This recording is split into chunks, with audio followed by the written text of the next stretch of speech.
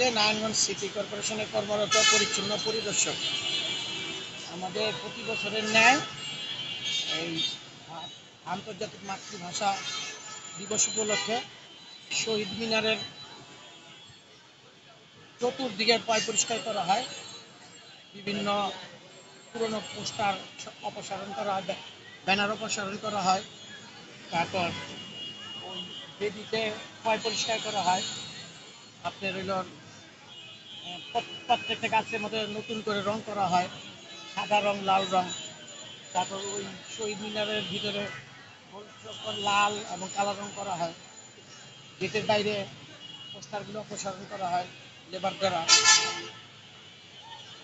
আমাদের পরিচ্ছন্ন কর্মীর পাশাপাশি বাইরে থেকে লেবার নিতে হয়।